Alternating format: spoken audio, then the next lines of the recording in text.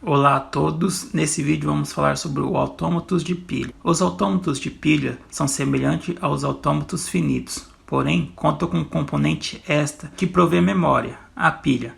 Essa pilha é infinita e seu uso é motivado pela forma simples de armazenamento, não envolvendo endereçamento de conteúdo. Assim, o grande diferencial dos autômatos de pilha é a capacidade de armazenar símbolos em pilha à medida que realiza as transições. Existem autômatos de pilha determinístico e não determinístico, porém esses dois tipos não possuem as mesmas capacidades e têm objetivos distintos. E nesse vídeo vamos dar um exemplo de autômato de pilha determinístico.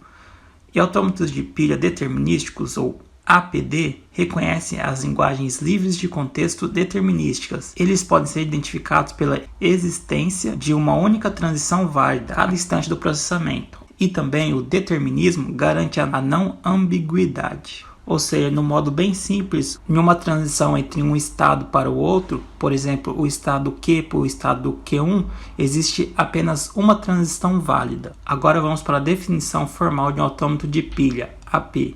Ele é dado por uma sextupla que tem esse conjunto. O Q é um conjunto de estados, ou seja, um conjunto finito de estados. O sigma é o alfabeto de entrada. O gama é o alfabeto de pilha.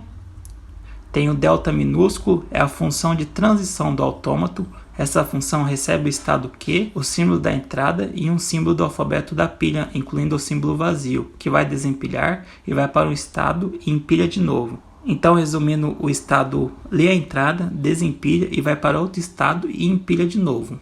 O Q0 é o estado inicial do autômato. O F é o conjunto de estados finais do autômato. Então, essas foram as definições e vamos falar um pouco sobre o diagrama de estado e logo depois vamos dar um exemplo. No diagrama de estado, podemos notar que entre uma transição de, por exemplo, Q0 até Q1, existe três entradas, esses três retângulos basicamente.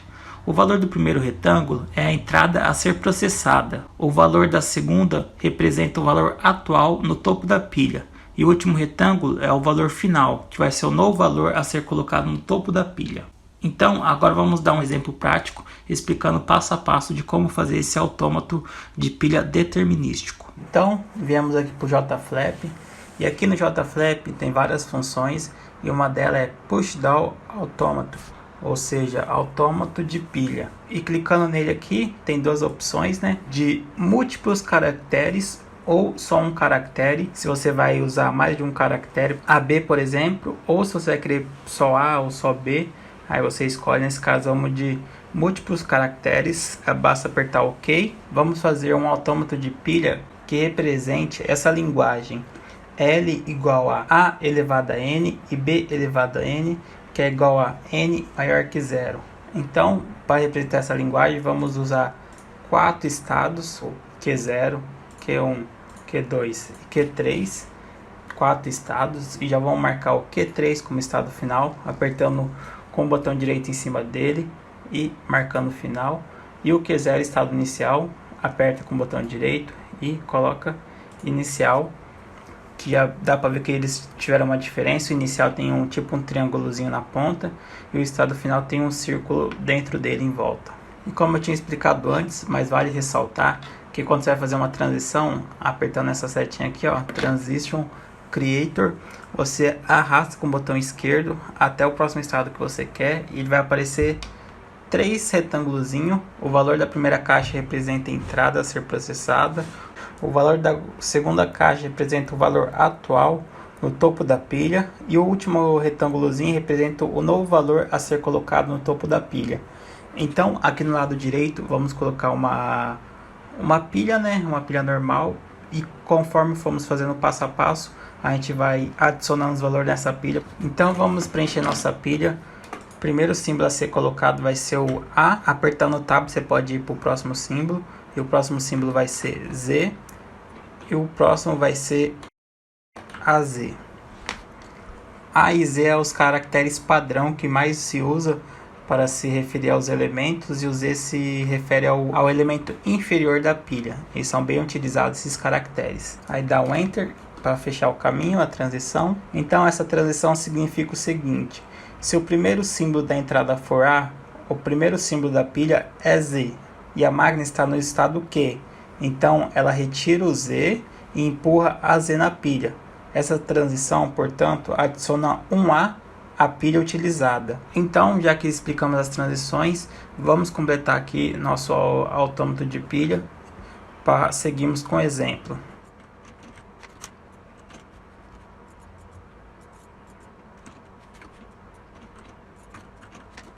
Pronto, então vamos explicar o que a gente fez. Para representar o A sobre N, a gente fez de Q0 até Q1. E Q2 entre Q2, ele representa o B sobre N. E de Q2 a Q3, ele permitirá que uma entrada chegue ao estado final. Então, agora vamos testar, né? Completamos nosso autômato de pilha. Para testar, basta vir em Input e vir aqui nessa primeira opção.